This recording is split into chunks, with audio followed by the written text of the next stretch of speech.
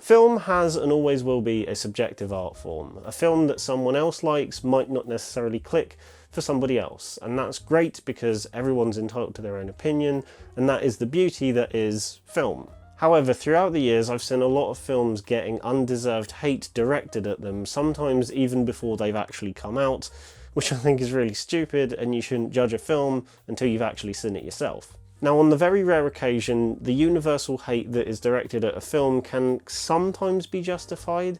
Maybe the film is legitimately not very well made and is not very good, or there is a choice in it that a lot of people disagree with. In those circumstances, I can kind of understand that. However, there are also a lot of films out there that are generally hated by the masses, and I've sat down to watch those films, and I personally don't understand where everyone's coming from. Which is why I've decided to make this video, talking about films that don't deserve the hate and I personally think should be given a second chance, that generally aren't as bad as everyone says they are. With that being said, I couldn't do this task alone, so I brought on my very good friend Charlie, who you may have seen on the channel before, as she has a bit of a history of liking films that others don't, so yeah, she's kind of the perfect candidate for this topic. We both sat down over a Zoom call with a list of 10 films each and proceeded to go through our lists, talking about why these films deserve more love and why they shouldn't be as hated as they are. So as this is probably going to be a long video, I recommend you sit back and relax while Charlie and I go through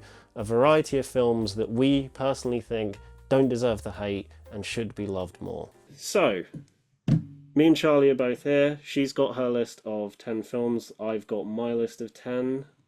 Why don't we get things kicked off? Charlie, why don't you go through the list? Why don't you say the first film that you have got on yours? Okay, so the first film on my list of films that deserve more love is Green Book, because when that film first came out, I remember it being the surprise film at London Film Festival. Everybody went crazy for it. Everyone was so excited, like, this film's going to be amazing.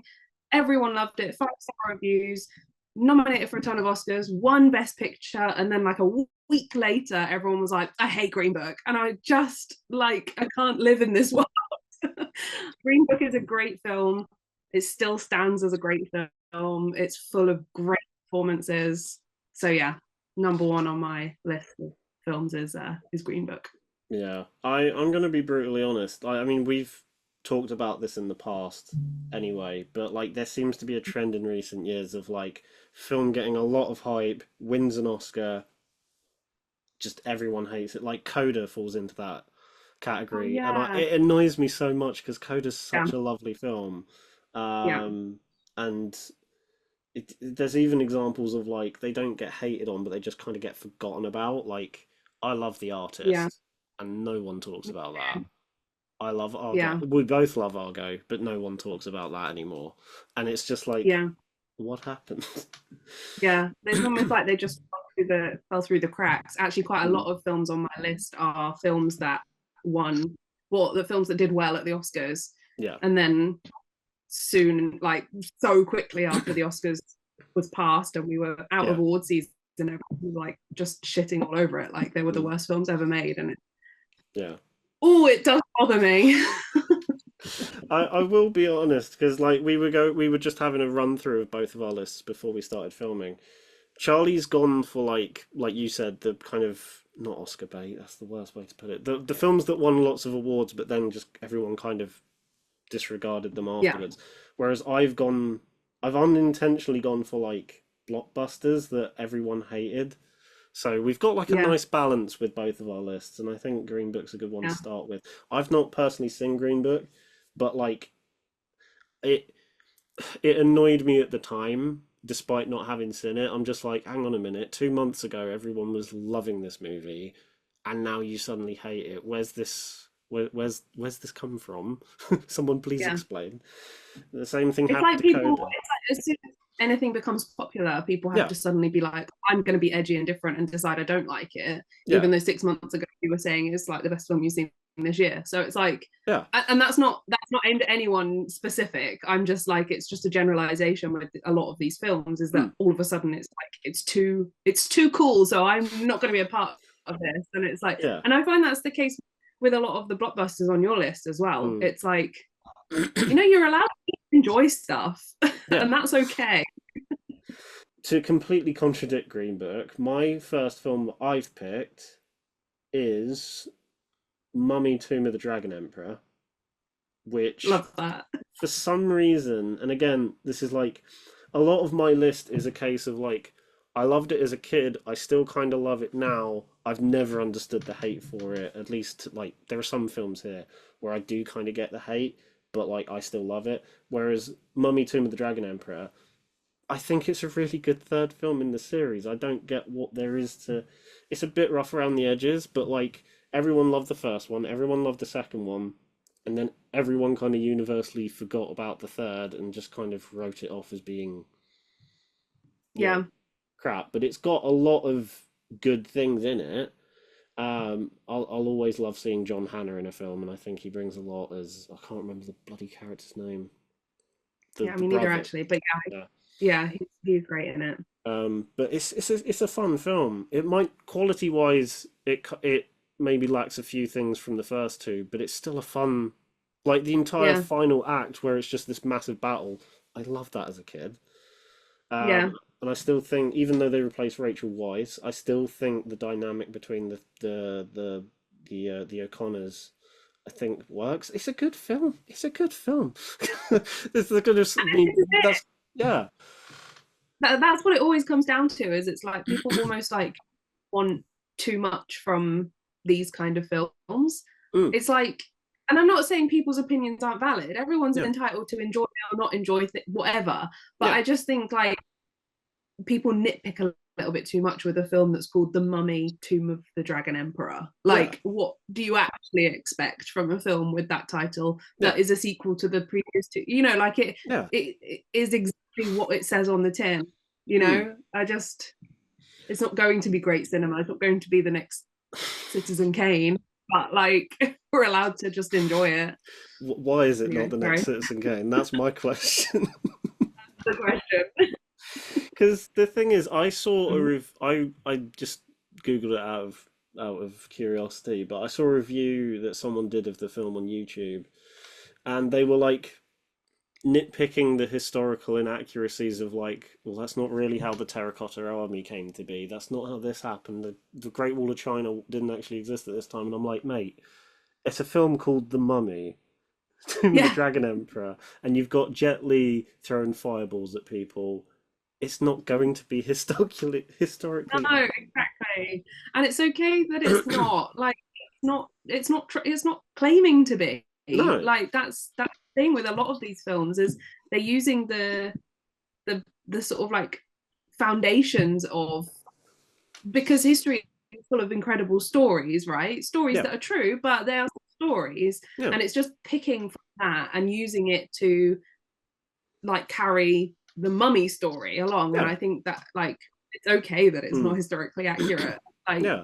I just have to throw this in here. It's not one of my films, but this actually just made me think of the other day I watched Transformers The Last Night, and it was my first time watching it. It's the fifth one in the series. I'm working my way through them for my sins. Don't ask. It's a whole thing. Um, and I had no idea that it opened with a whole section that was like the Arthurian legend. If the Transformers had been there, and like Merlin is like Stanley Tucci, and he's like this drunk wizard, and he's like befriended a Transformer. It's a whole thing, and I just adored it. I was like, this is brilliant. Whoever came up with this, give them an Oscar. I'm gonna be honest. I've seen you tweeting the fact that you're going through all of them, and I think when you got to Revenge of the Fallen, which for me is one of the worst films I remember coming out of that and having a banging headache back in 2009. And as I saw you watching it, I'm like, why are you putting yourself through this? Watch something nice. I mean, they're not that bad. Like they're just really loud and like kind You, of dumb. But I get loud is one way to put it, I guess. but Yeah. anyway, off the back of Mummy, Tomb of the Yeah. Dragon Emperor, I'm gonna go Indiana Jones, Kingdom of the Crystal Skull, Will Die on This Hill, my favorite Indiana Jones film. That's not Oh. true. Okay. My second favorite Indiana Jones film. Yeah, I love it. I love it, and I don't know what else to say about it. I think people need to calm down. Okay, this film is not as bad as everybody seems to think. I think Shia LaBeouf's character, problematic as the actor is, I think the character is great. I love the glossy look of it. I think it's like beautiful to look at. Yeah, it's a bit weird. They were like, do you know what, make this more fun? Aliens. Bit weird. You know, we're going to ride the wave because why not? I think it was the first. It was definitely, obviously, the first Indiana Jones film I saw in the cinema. It might have actually been the first Indiana Jones film I ever saw. Okay. And I just fell in love with it. Yeah, I love it. To be honest, I think that was the same for me as well, because like I think at the time, how old would I have been at the time? I'm not sure. It was 2008, wasn't it? 2000. Yeah, Yeah, because something like that. I remember having seen bits of the original trilogy, but I remember like very distinctly at that age having seen fully and loving just The Last Crusade, which is like the Oh only yeah, one I remembered really distinctly. The other two, I was like, I don't really know. Obviously, I've watched them loads more now, but and then I watched Kingdom of the Crystal Skull, and whereas I've said a minute ago, a lot of my list is I loved it as a kid and I still love it now. Kingdom of the Crystal Skull was even one of those films where I was like, what is going on? Like, it's a film where I was like just questioning a lot about it. I didn't hate the experience. Like the whole, I think the whole chase scene in Area 51 at the start is still like really good. The rest of the film, yeah, I think it's great. that's an interesting choice because for some reason I thought you were going to say Dial of Destiny, but I stand by your choice for Kingdom of the Crystal Skull. Yeah, and I also really love Dial of Destiny. Mm. I thought it was really great fun, but Kingdom of the Crystal Skull I've got a little crystal skull shaped hole in my heart. No, not a hole, place in my heart for it. That did not work at all, did it? The intention was there, and then it just like nosedived. Oh God. What's the next film on your list, Aaron? Well, funnily enough, the next film on my list, and this is a film that I feel like Charlie is going to heavily agree with as well, X-Men 3: The Last Stand. Because Best X-Men film. wouldn't go that far. I where do I go from there? I've loved all the X-Men films. I love even I was this close to putting X-Men Origins on there, believe it or not. Origins. I have a that was yeah, X-Men Origins was the first one I saw in the cinema, come to think of it. And I remember loving it as a kid. The over-the-top vibe, the story made no sense to like, I don't know, 7, 8-year-old me. But Agent X, the one with the dual-wielding pistols, was really cool. I thought the action was great. I didn't even know who Deadpool was at the time, so I wasn't mad that they sewed his mouth shut. So I loved, 7-year-old me loved X-Men Origins as a kid. Same goes for X-Men: The Last Stand. In terms of that original trilogy, I do slightly prefer X-Men 2, but I just love how like the first two kind of acted as a lot of setup, and the third one is just like, right, we're just going to go balls to the wall with the action and just get to the point a little bit. Yeah.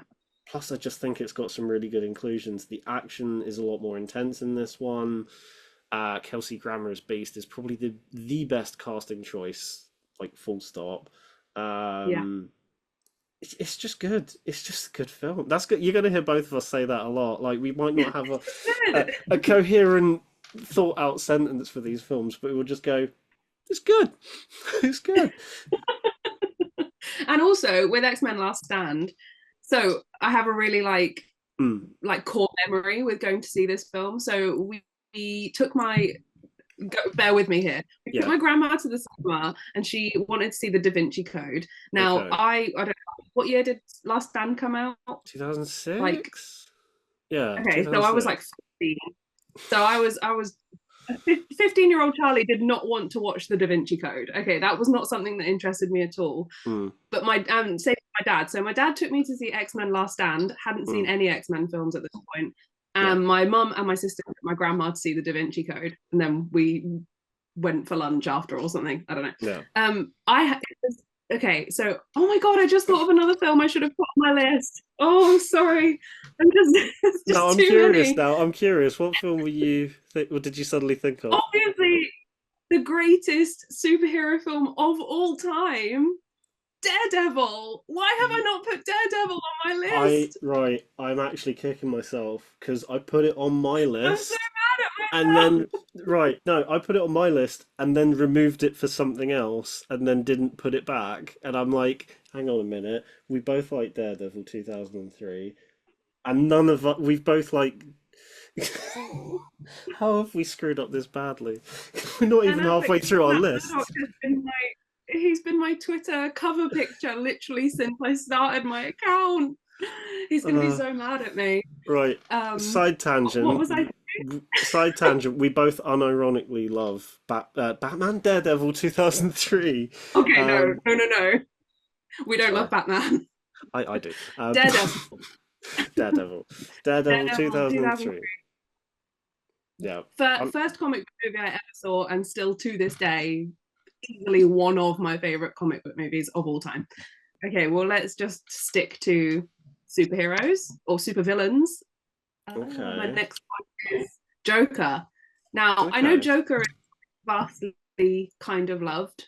Mm, Generally speaking, most people think it's a good film. But this was another one that fell into it yeah. did really well at the Oscars, and Mm, everyone's now like, hold on a second, maybe I don't like this film anymore. And now with the sequel coming out, people are already like crapping all over that poster, saying mm, like, oh, it looks like a fan made poster. Like, why are mm, they bothering? Blah blah blah blah. Let's throw loads of negativity at it. I think Joker, coming from someone who just very much openly admitted to not liking Batman. I mean, not that that's a secret to anyone that knows me. I generally just don't like Batman. I think Joker is an absolute masterpiece, and I mm, think it it's suddenly become cool to not like it. And I just mm, think those people need to just look at themselves in the mirror and say, "Who are you doing this for?" Because Joker is so good, mm. so good, and it Yeah, gave Joaquin Phoenix his Oscar finally because he yeah. deserved it a long time. So yeah, Yep, yep. Joker. Similarly to Leonardo DiCaprio with his, it was like well overdue by that Oh yeah, point. Um, massively.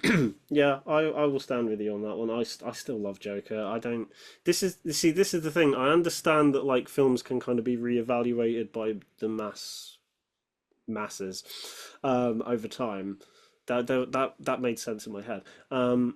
Like I guess episode one of Star Wars is probably the best example of that. It's like everyone used to hate it and now people love it. Mm-hmm.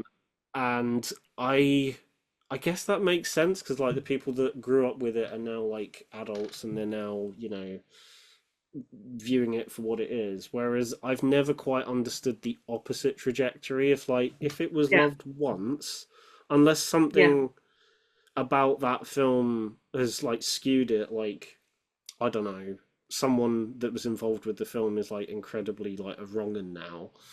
That yeah, makes sense, but with a yeah. film like Joker, I still love it. You still love it. Yeah, It's a and great, it's a well-made film. it's not even that long since it came out, so we've Yeah, had such a short turnaround for people to suddenly be like, actually, it's a piece of shit, and it's like, yeah, well, how is it 4 years, 5 years, something like that since it came out, and people are like, yeah. how has your opinion changed so drastically in that short period of time? So you remember Joker? The next one on my list. We might as well keep the comic book theme going here. The Marvels is what I've got. Oh, Marvels, my Uh, beloved. which was kind of, I don't want to say doomed from the start. It was more of a case of like as soon as it was announced, everyone just went for it. Um, Mm-hmm. and you and me were just sat at the back going like, well, we're excited for it. And then the film Yeah. came out, and it was like, it's not for me. It's not a perfect film, but it's fun. It's incredibly enjoyable. I had an absolute blast seeing it in the cinema. I managed to see it like just before it left cinemas, I think, and I'm so glad I did because it's so fun. It's some of the recent MCU stuff has not quite worked for me in terms of humor. It had some legitimately funny moments. The CGI is great.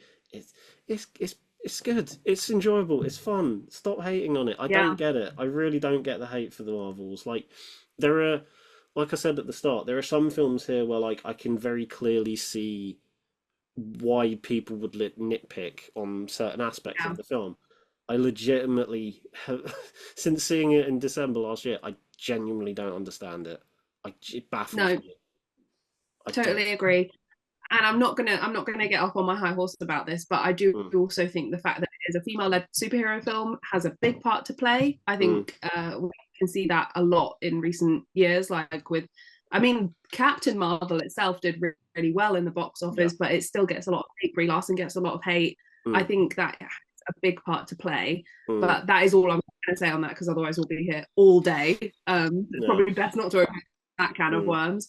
Um, but I also think on the humor, it has mm, Nick Fury's best comedic line in the whole of the MCU mm. when Carol falls from the sky Yep. and Yep. it's Carol. That is It's the just best. terrible. That I've never heard the cinema erupt like it did with laughter when he said Mm, that. It was just brilliant. And one of the best needle drops in the whole of the MCU with memories with the cats. I just it was just brilliant. It was so well thought out, and I mm. loved it. So I'm with you. Yeah, I will happily defend that film. I'll happily defend Captain Marvel as well because like I remember watching that back in that was another one that came out in 2019, and I remember like liking it but not loving it. But I think it's a film that kind of grew on me more over time, and then Yeah. seeing what some of the payoff was in the Marvels, it just works a lot better. I like Marvel. I like Marvel. Me too. Anyway, what Okay, is the next film on yours? yes, let's go on to my next film. So slight change of pace, but I'm going to throw Forrest Gump into the mix. Okay. Another Oscar winner, another, Tom Hanks gets his second Oscar. Great film, I think. Great film. Yeah. Again, full of historic inaccuracies. Yeah. Who cares? Who cares? It's Yeah. just like a good, heartfelt, very quotable, Oh yeah. very like pop culture inspired. Like I Mm. just think it's a really beautiful, heartfelt Sunday afternoon film Yep. whilst you're finishing off your Easter eggs. It's just Yep. that kind of film. It's just, yeah, absolutely adore this Yeah. film. And Tom Hanks is one of my favorite actors, so it's just, yeah, I love it. Yep. I've see when you mentioned that before we started recording, I didn't actually realize that people had turned on it. I thought it was still like this beloved classic from the 90s Yeah, because it's one of my mum's favorite films. I've always had a soft spot for it. It is endlessly quotable. I was shot in the yeah. buttocks. My dogs. You see, we're just Oh, going to it's now just spend half an hour quoting Forrest Gump. But yeah, I didn't actually realize that people had like started hating on it. Like that's just come out of yeah. nowhere from my perspective. Yeah, and I think it's centered quite a lot around the character and the Mm, performance of the character, and I think that mm, that is, everybody has their reasons, and obviously, if it causes offense to people, I don't encourage that, and I yeah. don't want that to be the case. But Mm, I just think for what the film is and for the way it's made, and I think the sort of impact it had on filmmaking, yeah. it just deserves to be mentioned. And Mm, yeah, I mean, I don't think a year has gone by since I saw it for the first time that I haven't rewatched it. I just think mm, it's endlessly rewatchable. yeah. Yeah. That's a great choice. I've always loved Forrest Gump, so I mean, it's a surprise to me that apparently people hate it. So, Yeah. so the next film on my list, I'm going to switch things up a little bit. I guess this can link back to the Mummy. 2004's Van Helsing, starring Hugh Jackman and what's her face, Kate Beckinsale. I've always had a What's her soft spot for face? this. What's her face? I forgot her name. You don't see her in much, so I just forgot. No, that's true. Yeah, she's Um, great. yeah, she's really good. I've always had a soft spot for this film, and I remember quite distinctly. So this came out in 2004, and I was just too young to see it because I think because of like what it covers and it kind of leaning a bit more into horror than action. Yeah.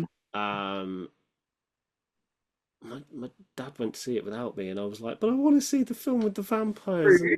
and and the werewolves." But I was way too young to see it. Eventually, then watching it on DVD like a year or two later, I was like, "This film is awesome! Like this Mm. is you got Hugh Jackman taking down vampires with a crucifix like Tommy gun. Like it's so dumb. Like Stephen, I think the director's name is Stephen Summers. Like he hit just this right level of like being a bit camp and stupid, but being like genuinely engaging with the Mummy films. The Van Yeah, Helsing yeah, film just veers bit way too far into the camp, like over the top territory, and I'm not yeah, mad about it. I kind of love it. yeah. Um, I think the one issue, I mean, not a lot of people I know like this film. I know very few people that actually do. But I think what confuses some people is that, like, the opening, which basically is just a mini condensed version of Frankenstein, is like Mhm. weirdly 100% like faithful to the Universal like horror films because it's in black and white. The Yeah, acting's really over the top, the lighting's dramatic, and it looks very authentic. And then the rest of the film happens, and it's dumb. It's a dumb action film set yeah, in that time period. So I think a lot of people had like tonal whiplash, but like I've never had an issue with this film. Yes, it's stupid. Yes, there are some bits that just don't work, but mm. you get to see Hugh Jackman as a werewolf. Yeah. I call me biased, but I that's I rest my case. Yeah, no, I'm totally with you. And anyone who knows me knows I have a soft spot for vampires. So Mm, I mm, love anything that is like in this universal monster, like yeah. Frankenstein, Dracula, like they're just great stories with like a great Mm, sort of core. And I think Van Helsing is just mm, so much fun. Yeah. yeah. I think there's a few films that kind of fall into the same category as Van Helsing as well, like Mm, uh Dracula Untold and I Frankenstein and mm. Victor Frankenstein with Daniel Radcliffe. Like they're all Yeah. kind of like very much cut from the same cloth, and they're all really good, fun, like goofy, Yeah. like kind of horror, but also not really scary Yeah. films. That's like my kind of Halloween night is those kind of films. Like Yeah. you can keep all your proper horror films. Mm. I don't need to be scared. I just want to watch like goofy, scary characters being silly and having fun. Next film on my list is which one should I go for? Let's go for Dinosaurs, the Jurassic World sequels. So it's more than one film. Sorry, Yeah. I'm That's all grouping right. them. Jurassic World, one of the highest grossing films of all time. Mm-hmm. First film I saw 5 times at the cinema. Totally Damn. changed everything for me. Like full on, Mm. 100% obsessed. Still am. I love the sequels. There's nothing wrong with them. Now I know I'm probably alone on this one, but I think I think they're just like so harmless. Like just Yeah. people think they're above them, and it bugs me. Like, what do you expect? They're films about dinosaurs. They're Yeah. coming to live with us. Like, it's gonna be a bit They're coming to silly. hang out over for a barbecue. Yeah, exactly. We're gonna go bowling. You know, it's gonna be a fun time, and I have a great time with these films. I think they're brilliant. Mm. So I shut up, everyone. I can't comment for Dominion because I've not actually seen it, but I will happily defend a lot of Fallen Kingdom because I remember seeing that in the cinema on my own, and there was like me and a group of old ladies on the right hand side, and that was it. There no one else in the this would That's a good time. take into account this was opening weekend. Nice. Yeah, and it was So just me. Yeah, me, empty cinema, and then some old people like off to the right hand side who I think like I don't know what their experience of it was, but I was having a blast. Um, yeah, I think like I again, it's another film where like it's not perfect, but for what it is, which is a film about dinosaurs, it's enjoyable. Plus the scene where they leave the island it actually made me tear up a little bit in the cinema. Like that actually kind of choked me up. Like just the silhouette Yeah. of the Oh yeah. yeah. Just I don't even need to say anymore. We're just both like, oh. Yeah. Yeah. I want to talk about it.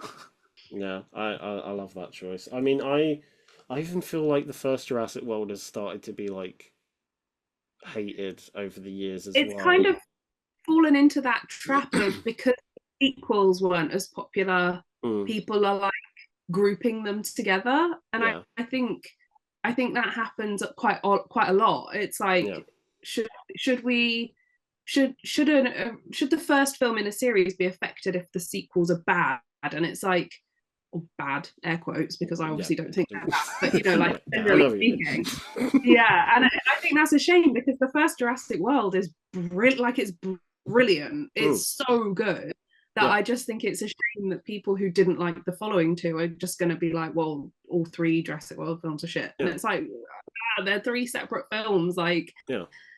I don't think it's a shame when that happens. Yeah, I mean it happened with Jurassic World. It happens with a lot of franchises now, and I genuinely don't understand it. But Mm, I kind of hate it when that happens because especially with that first Jurassic World. I love that one. I only have two Jurassic World films, Jurassic Park films on my shelf, and it's the original mm, and Jurassic World because they're the only nice. two. They're the only two that I like love, and they're Yeah. the only two that I really want on the shelf. But that first one is just, I like again. It's got its issues. A lot of. I mean, I very rarely call a film perfect, but Yeah. it's fun. It's incredibly fun, and it's just yeah. I don't know where I'm going with this, but it's a good film. Yeah. That's our catchphrase. It's a Yeah, good film. yeah. It's a good film. Put it on a t-shirt. Um, don't put that bit on the t-shirt. Put the you know what I mean. Anyway, my next choice is going in the territory of sequels. I've gone for a film that's kind of had a little bit of an re-evaluation over recent years, but not massively, and that's Spider-Man 3, um, which for a little while was my favourite Spider-Man film when I saw it as a Me kid. too. Yeah, it's the Um, one I used to watch the most. Like, I used to yeah, watch it on repeat. I yeah. think the Venom maybe had something to do with that. Maybe.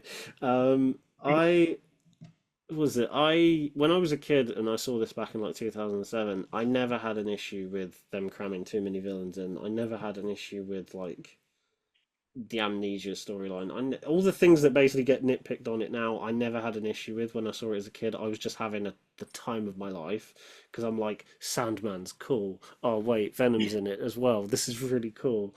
Ah, this is amazing. And I just even when I rewatch it now, it still works in so many ways. I mean, Spider-Man 2 will have a special place in my heart because it was the first like non-animated kids film that I saw in a cinema ever. Mhm. Um, but Spider-Man 3 just really I think I enjoyed it more as a kid for the same reasons I liked Last Stand as well because it's a bit more action packed than the last two.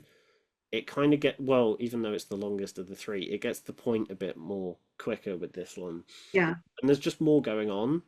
Um, and yeah, like I never had an issue with Venom appearing until the last 40 minutes. I thought it was cool. I may as well just go off the back of that, because Mm. the next on my list is the I don't like using spunk as the word, but I don't really know how to call them, because it just doesn't sound good.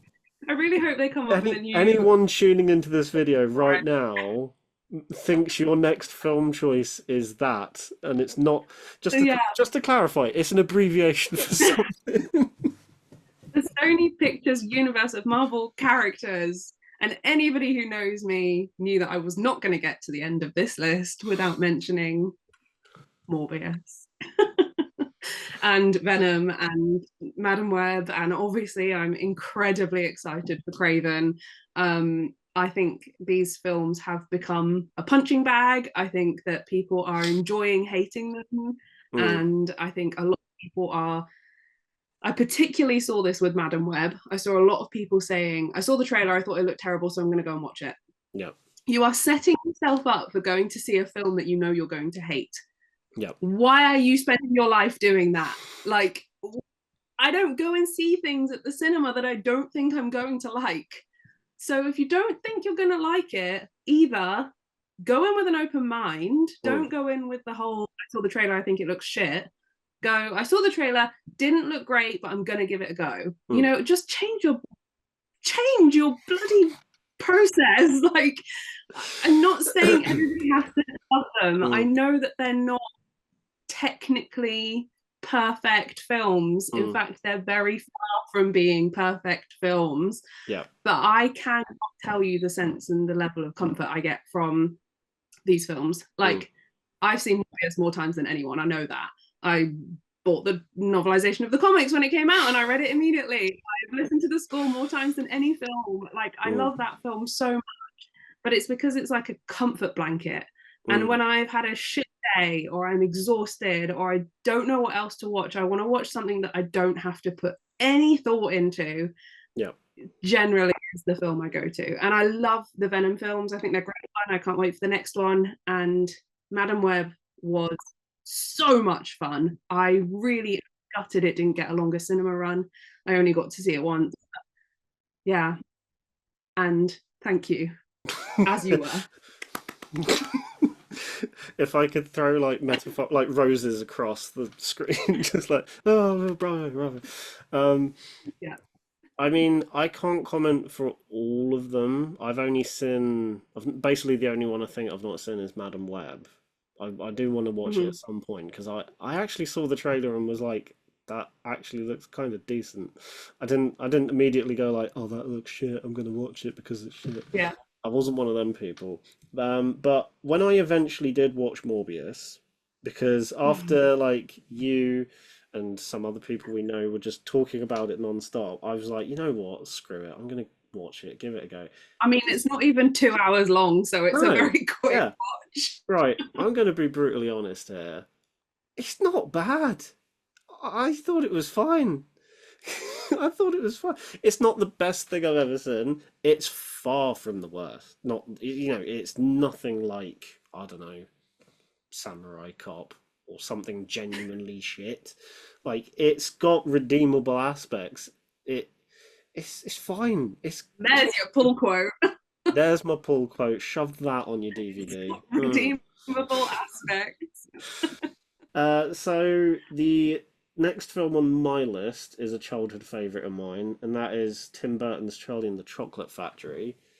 Again, I'm not. This is another one where I don't understand why people hate it. I mean, again, I can see aspects why they would, but unfortunately, the default thing is like, I'm going to compare it to the Gene Wilder one.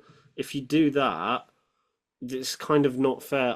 If a remake comes along, you kind of just need to review it as its own thing, and sometimes it's hard to do. Yeah, sometimes it's hard to do. But with the Charlie and the Chocolate Factory, I view it as its own thing, and I think it works. It's a bit weird, but it's Tim Burton. You kind of expect that. I mean, yeah. And I think a lot of the time with his films, it's people that like kind of say, I don't like Tim Burton films, and that's like, okay, fair enough. Like, it is very much an acquired taste, especially at that stage. Like when that came out, he was very established. Yes, his films have all the same cast members, and that is just his style. And I think if you know you don't like his films, then that's fair enough. But it's the people who are like, oh, but it's not as good as the Gene Wilder one. First of all, those people are wrong because the Gene Wilder one is terrible. And second of all, they're very different films. And I think that is something that you need to put into perspective when you're watching this. Like, and as a Roald Dahl, what's the word, fanatic, I can tell you very plainly that the Tim Burton one is a more accurate adaptation of the book than the Gene Wilder one. Say And it that is louder where for I'll the leave it. people in the back. Thank you and good night. Oh, love that. Yeah, Yeah, I I love that. think it's one of those films where, like, I mean, everyone at this point is, aware of like the main story of Charlie and the Chocolate Factory, but I just felt like he put a bit of his. There's enough of his own style in there that, like, it. I think the film looks gorgeous. Like the set design Yeah, alone is. I yeah. I remember you saying on your episode of For the Love of Film that you endlessly watched the Lord of the Rings behind the scenes. That was kind of me with the Charlie and the Chocolate Factory, Oh, because like I remember very clearly as a kid watching like this entire mini documentary of like how they made the room with the squirrels in, and how they designed like I think it was like a robot Veruca Salt to make it look like she's doing this, and how they did all the Oompa Loompa stuff. And I'm like, I just found that really fascinating. And I've yeah. always had a soft spot for this film. Yeah, I think it's a great film, and I'm a huge Tim Burton fan anyway. Mm, I mean, I love the Alice in Wonderland films, and they're kind of all very much like the yeah. same. You know, you could group them together, and Mm, I think I think it's a testament to his filmmaking skills. And I think, yeah, a lot of his films do get a lot of hate, but I think mm, it's I think it's because people don't recognize that they are an acquired taste, and it's like yeah. just because you don't necessarily like his style doesn't make it a bad film. It just means it's not for Mm, you, and that's fine, you know. mm, Yeah, I really love it, and I love that it kind of helped kick off Freddie Highmore's career. I think he's mm, such a good actor, and I yeah. think that film will have given him such a great platform, Yeah. along with a lot of stuff, because obviously he did a lot Mm, of things when he was a kid. But yeah. yeah, I'm with you on that. Shout out to the Spiderwick Chronicles, which is very underrated. Oh yeah, I like the Spiderwick Chronicles where he played twins. There's two of him. There's two of them I now. also love I also I also love Finding Neverland. Another, I Mm, mean, I don't think that's like a generally hated film, but I think his yeah. performance in that is really good. So I'm going to throw a bit of a curveball in here and go for something a little bit more serious and a little bit more of an. It was deemed an Oscar baity film when it came out. Dallas Buyers Club. Now, I love this film. I'm a huge Matthew McConaughey fan, and yes, I'm a huge Jared Leto fan. I think that so I wrote about this film in my master's dissertation because uh, I wrote about AIDS in film, very cheerful subject, and I rewatched it as part of my research for it. And man, this film holds up. This is a powerful, intense drama, absolutely stacked with performances that outshine so many others from that year. And I personally think both performance Oscars that it won were 100% um, like they were worthy winners. So I'm throwing Dallas Buyers Club in because I think it's Mm. great. Yeah, no, I will happily stand by that. I'm going to be brutally honest. I've seen it once way back when it like Mhm. came out, and I need to watch it again because I don't remember much about it. But the one thing I do Yeah. remember is that those two performances were like the thing that kind of keeps the film going. Obviously, the Oh yeah. story is very powerful. It's very emotional in places, but I do remember Jared Leto and Matthew McConaughey's performances just being like, this is incredible acting, especially Matthew Yeah. McConaughey with the amount of weight he lost. Like Yeah. Christ, Yeah. His you all right, commitment man? to the role. Yeah. Yeah, Yeah. I mean, it was during what's it called? The the reconnaissance? They call it? reconnaissance. Yeah, Yeah. I It think. was like the sort of peak of that, I suppose, Mm, like where he was really recognized as this incredibly skilled performer. And I think he'd done Mud and a couple of other things. Well, he'd done a lot of rom-coms, and then he did a yeah. couple of other sort of grittier dramas, and then this came Mm, along, and I just think, yeah, hats off to him. He cowboy hats off to him. mm. Um, he nailed it. He nailed it. Good God. Yeah, Oh dear. welcome. I'm here all week. And this Uh, is why I picked you for this episode. what's I next on your list? uh well, moving smoothly on, I'm gonna go. I don't actually remember if this was nominated for Oscars or not, but it feels like, and it makes sense if I say it, but it feels like a nice move on from Dallas Buyers, and that's "Don't Look Up" by Oh Adam yeah, McKay. I think it. it was Oscar nominated. Yeah. Yeah, I think I remember when the Oscars were happening, I did like it happens every year. I go on Wikipedia and just see what some of the previous Best Picture nominations were, and I remember seeing this, and I'm like, I don't remember that being nominated, but okay, fair enough. Um, Yeah, it was kind of like it was kind of a filler. Like in the 10 Best Picture, there's always that one that everyone's a bit like, yeah, okay, sure, we'll put that in there just to make up the numbers, and it did feel a bit like that. But yeah. I think it's a great film. I this is a weird one because like it's not quite like Madam Web in the sense that like the hate started before it even came out. This was a case of like some people were legitimately quite hyped for this film. Then it came out onto Mhm. Netflix and everyone just destroyed it and was saying it's horrible. It's the worst thing I've ever seen. I then sat down to watch it and I was like, what are you on about? This is not it's not bad. It's fine. Yeah. It's not the worst thing I've ever seen. And there are some things that legitimately didn't work for me, Mark Rylance's teeth. Um, but but there are a lot of things about it that I think when it commits to a specific angle, I think works. Like the commentary aspect alone works in some areas, and then there are other bits like I think there's a bit where Jonah Hill's trying to give like a massive conference and say to everyone that they're all going to be okay, and then one of the like rednecks just looks up in the sky and says, "Oh, hang on, they lied to us," and then a riot just breaks out. Like there are bits like that that are really funny. Some of the comedy's a bit hit and miss, but again, when it works, it works. A lot of the drama aspects, like the whole scene at the end where they're just holding hands, just accepting their fate, Yeah. is it for a film that I was like, somewhat enjoying. I actually got a bit choked up during that because I was like, damn, that must have actually like it must have done its point pretty Yeah. well Yeah. if it's done that Yeah. well. It's a good film. It's got a great cast. Some are being better utilized than others, but it's a good film. I'm not a massive fan of Adam McKay's stuff. I like The Big Short, but I've not had any inkling to want to rewatch it. Mm. But the Don't Look Up's good. I've never understood the hate for this one. I'm like, it's fine. I don't understand why it's been getting like 2 out of 10s. I don't. It's not that Yeah. bad. It's really not. Yeah.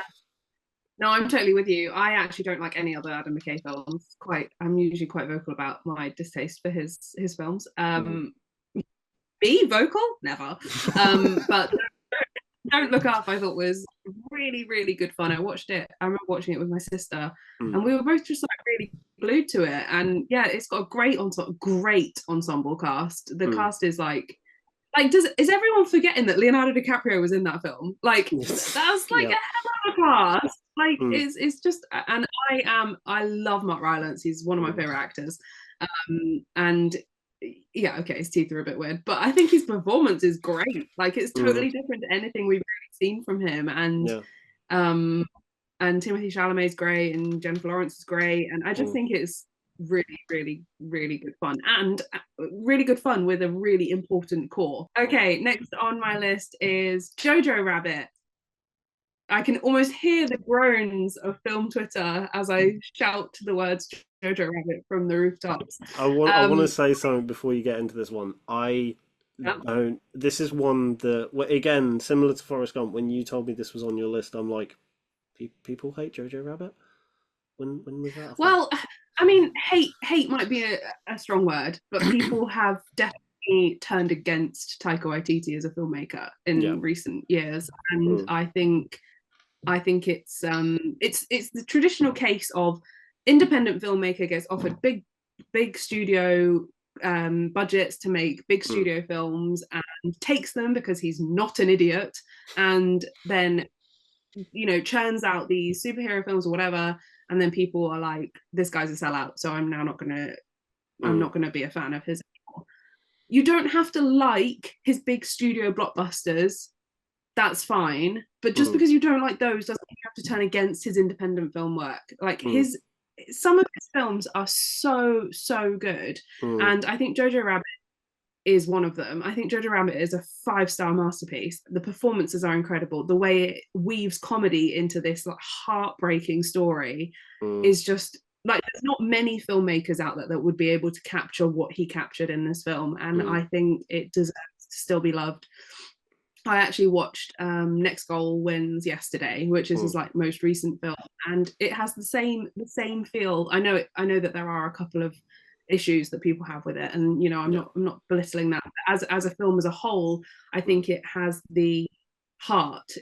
Taika Waititi is very good at capturing that sort of heart, and I think Jojo Rabbit really does that. And I think the performances from the young cast as well are just so good. Yeah, I will 100% die on that hill with you. I remember seeing it at the Brighton Film Festival because I missed it at London. And I remember seeing it in Brighton. Again, I think I'd seen a couple of his films. I'd seen Hunt for the Wilder People, loved that. I'd seen What We Do in the Shadows, which I still think is one of the funniest like horror comedies I've ever seen. It's so good. And I was like, I went again. I went and saw it with my dad, and he'd only really seen Thor Ragnarok, and that's really all he had to go off of. So I'm like, trust me, his other stuff's brilliant. We were both just blown away by Jojo Rabbit, and I still absolutely love it. Like you said, the way it blends comedy in 1 minute, and then you have like these incredibly like heart wrenching scenes the next. There's only a few like directors I can think of, Taika Waititi being one of them, that can really like make that balance work without it being jarring. So the next film on my list is I want to say a weird one, but in hindsight, it's not really weird. Anyway, it's Terminator Salvation. So weird. Yeah, I know, really quirky. So my history with the Terminator films is a bit. I think that's what I was going to say. It's a weird one. It was really inconsistent because like I didn't see the original till very late. I grew up watching the Judgment Day a lot. I actually quite like Rise of the Machines. There, I said it. Uh, Again, I know. Growing up and looking back on Rise of the Machines, I know it's not an amazing film, but like I like aspects of it. And then you get to Terminator Salvation, which was like a film that like similar to some films on this list, kind of took over an aspect of childhood me and became my personality for a bit. And I was like, this is amazing. We're getting to actually go past the Terminator comes back to modern day stuff. We're actually getting to see what happens in the future. We get to see the battlefield that was hinted at in the first couple films. And I was like, this is awesome. It's got Christian Bale in it. This is even more awesome. I still think some of the action scenes in the film are great. It's got Anton Yelchin in it. I love Anton Yelchin, bless his heart. I mean, it's a good film. It's one of the, whereas I've said on some of these films is that like they're not perfect, they're not great. I legitimately think Terminator Salvation is a really good Terminator film. Like I will stand on that hill. I think unfortunately like the rest of them are a bit hit and miss, but like I would happily put it like third behind the original and the second one. Like it's good. It's a good action like sci-fi action film. And the fact that it's in the Terminator series is just a nice little bonus. Yeah, it's a good film. It's a really good gritty action film. It's just really good. Yeah, I have only seen one Terminator film, maybe two, so I don't really have a huge amount to add to this. But I will say it falls very much into that same category of like these sequels that kind of came a bit after, like, you know, with the Mummy one and Indiana Jones one, and there are all these like ones that are like, it doesn't live up to the original, therefore we're going to decide we hate it. And it's like, that's not fair comparison. Although I think, I don't know, I'm very out of it with Terminator. I think Terminator 2 is considered the best of the bunch. But but I think it's just another one of those films that's just like, if you put it on and you enjoy it, then I don't really understand what the issue is. So I think we've got two similar films on our lists. So I'm going to go in with I love Star Wars Rise of Skywalker and I Don't Care Who Knows It. I've actually got Star Wars prequel trilogy on as a whole, even though I know like You mean the it's very sequels? I do mean the sequels. I've actually even got prequel written. Like, you had one job. why do I always do this? God's sake. Because as soon as you said that, I was like, hang on a second, rewind. Help me. Okay, whatever. Anyway, the sequels. Well, because what I wanted to talk about mostly is Rise of Skywalker. Yeah. But I know that the three as a whole are quite divisive in people's opinions. And I love them all. I love all Star Wars films. I mean, the poster on my wall is a bit of a giveaway. But love it. But I do think Rise of Skywalker gets way too much hate and is actually pretty damn cool. So I've completely thrown myself off by calling them prequels now. So I'll just happily step in and say, like, this goes back to what we were saying about Jurassic World, but this is like the more exaggerated extreme example of it, is whereby, and this pissed me off even when it was happening, it's just like, right, you guys might not like Rise of Skywalker, but leave the other two alone, please. Like, I don't get it. I don't get it. It's the same thing again, like with Jurassic World, and just because you don't like one part of a series, like, you're going to say you hate Star Wars now just because you hate, right? Well, I mean, some people probably would say that, but I just think it's like, well, I personally don't think there's really anything wrong with it, but I know that a lot of people don't like it, and I think it's like, there's so much we could unpack with the Star Wars fandom. Like, I feel like we shouldn't go into it, but we can save that for our May the 4th special coming soon. Oh, great! Let's not do that.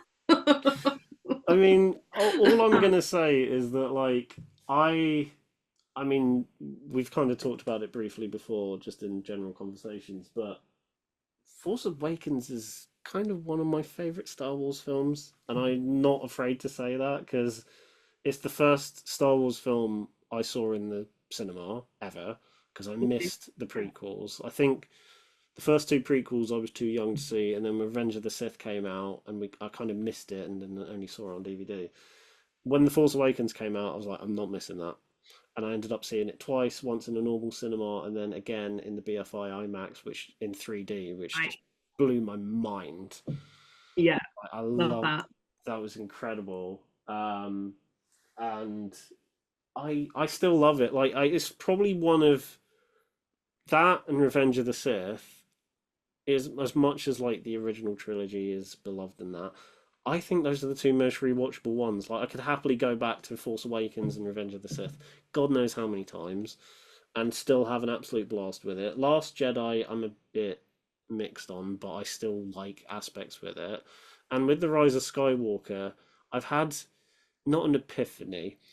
That's not the best way to word it, but it's one of those films where, like, when I saw it in 2019, yet another film from 2019. Yeah. I remember, like, kind of falling in the same group of, like, what everyone else was saying, like, yeah, it's not that great, is it?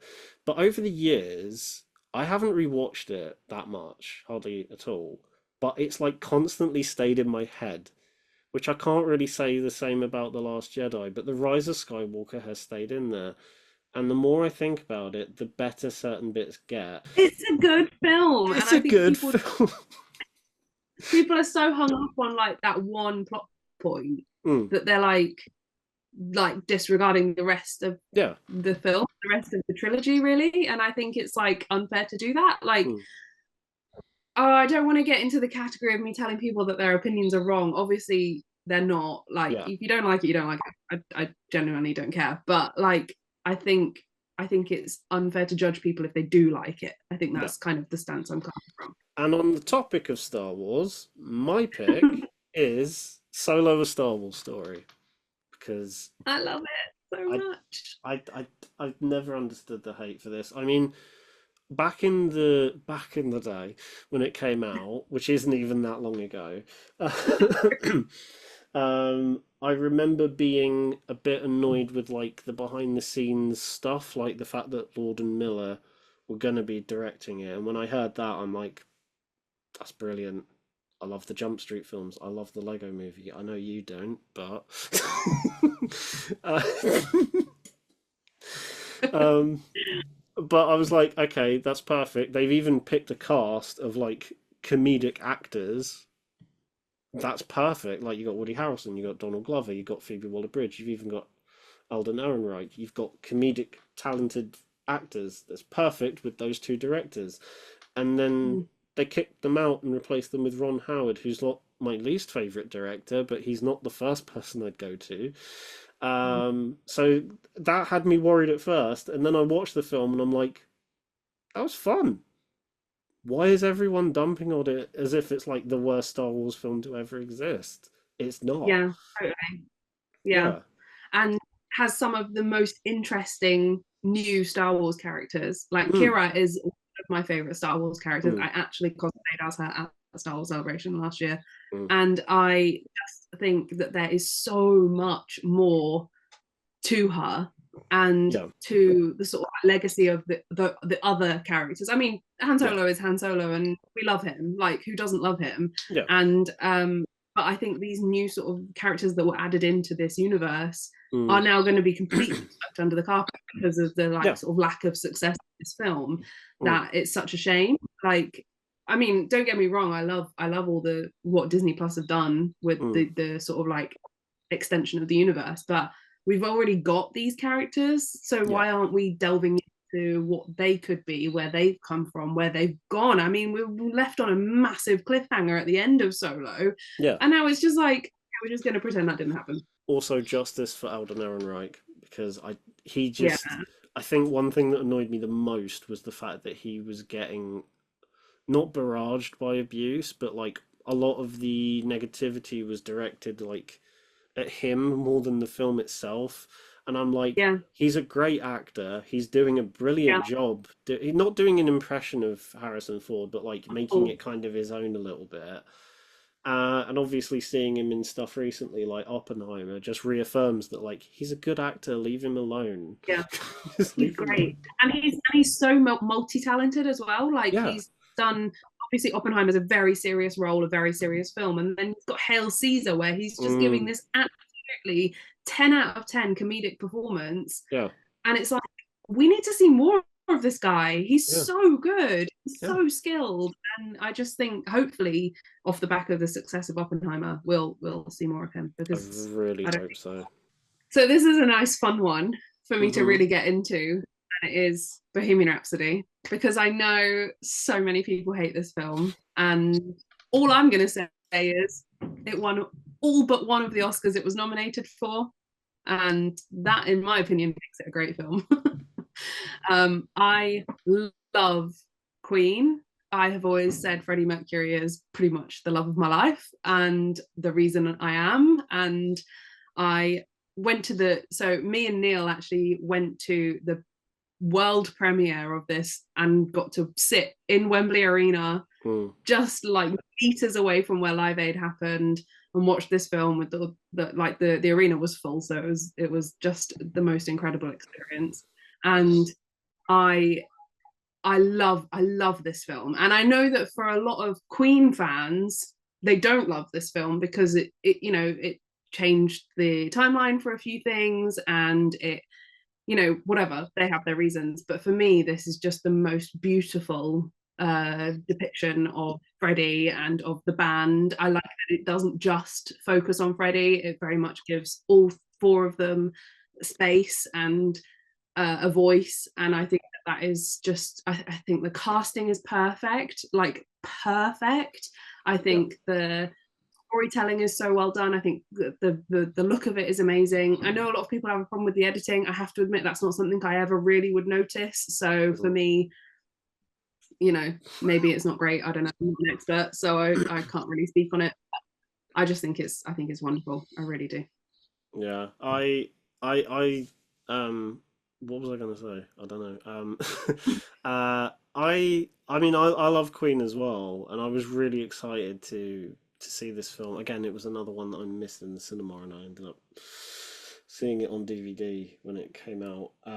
But I think it's a weird one because like it's not a film that I'm a massive fan of. But like whenever Mhm. someone tells me, because you're not the first person, I know a handful of people that do love this film, and whenever they do tell me that, I'm like, okay, I can actually see. Like there are some films where like I legitimately don't like them at all, and I'm like, if someone tells me they like it, I'm like, okay, good for you. Whereas with Bohemian Rhapsody, there are a lot of elements in it where I'm like, yeah, I can understand. Even it's not my favorite, and again, I love Queen, but for me, Mhm. it just there were a few things. Like, I think one of the main issues I had was like during the first half of the film, it just rattles through their early career like at a rate of Yeah, knots, and then they're getting that's a true. record deal, and it's like, hang on a fucking minute, what? Yeah, yeah, um, yeah. I think that's yeah, which was like because it's not considering it's a biopic, it's not a massively like the runtime's not that long, so they very easily could have like developed that bit. But mm, anyway, like that was one thing that griped me a little bit. But there's a lot of other aspects I like you said, the casting is spot on. The main four is yeah, perfect in my opinion. yeah, I think we've even talked about it just ourselves, like in the past, is like that those four actors are just per. I think it's when we were talking about the Pacific and yeah, like yeah. Oh two of the yeah, because yeah, two of well, Joe and Rami are both in it. Yeah, of course. yeah, and then I just said, oh yeah, and the guy from Midsummer Murders on guitar, like whose name I keep forgetting. Is it William Lee? Yeah, yeah, Yeah, yeah. I've redeemed myself. Definitely, and then Ben Ben Hardy Hardy, is yeah, who, if yeah. you remember from EastEnders, you get our respect because that's where I The remember best him of from. the Peter Beals. There have been many over the years. There's been like 20 Peter Beals in like 5 years. Oh dear. But You know that actually at the moment they're back to the original Peter Beale, who was a like the child actor, has come really? back. Yeah, it's a whole thing. It's big in the EastEnders world, I'll tell you. Wow. I don't think I was ever going to get to a point where I'm talking about EastEnders on my channel. So, I don't even know what note this is going to end on, but like the complete other end of the spectrum to end my list on and to end the video on, I've got Chicken Run 2 Dawn of the Nugget. I forgot this was on your list. I Oh, changed it chicken at the run. last minute because context, literally like 2 minutes before recording, it was going to be the 2005 Fantastic Four, which I still think, like, if this was a list of like 20, this would be on there because Yeah, yeah. I love that and the Silver Surfer. But Chicken Run 2, Dawn of the Nugget is not crap, and I will stand by that. Charlie can back me up on this one as well, but it's not as bad as everyone says it is. It really isn't. Yeah. I mean, the fact that at London Film Festival we had the options of going to Chicken Run 2 or Poor Things, and I chose to go to Chicken Run 2 speaks volumes. Yep. Yep. I I think Chicken Run 2 is better than Chicken Run 1. Whoa, don't come at me. Um, sorry, but I do. Oh, I think it's amazing. I Hey, if it's on your list, it not on my is. It list. is. I mean, I still prefer the original, but I find a lot. I mean, this is the thing when it comes to Aardman or anything stop motion. Even if it's not a good film, I can't be mad at it because, like, if you know anything about stop motion animation, you will know how much effort and time gets poured into it. And I've always had a soft spot for it, whether it's Leica or literally anything Aardman have released, because that kind of took up my childhood, whether it's Flushed Away or Wallace and Gromit or the Mhm. original Chicken Run. I've always had a soft spot for um, stop motion, and I feel like Aardman is the one thing where it's like, even if they release like a not great film, it like to me it's not going to be like everyone. Another film that could have also made this list is Early Man. Oh um yeah, I love Early Man. yeah, which is another film that everyone kind of immediately goes straight for and is like, it's not that great, it's not as good as this, it's not as good as that, it's not their best. And I'm like, yeah, it might not be their best, it's still a fun film. And Mhm. that's kind of how I like Chicken Run 2 a bit, well, a lot more than Early Man, but I think it fits in that same category a little bit. Like, yeah, you might not be a massive fan of it, but like, it's it's some of the best stop motion we don't get many stop motion films, which is a shame, but like it's gorgeous. Like the way it looks is Yeah. like the colors just pop off the Yeah. screen, Oh, and it's just fun. Even yeah. the new characters as well are just, I love them. I love them so And much.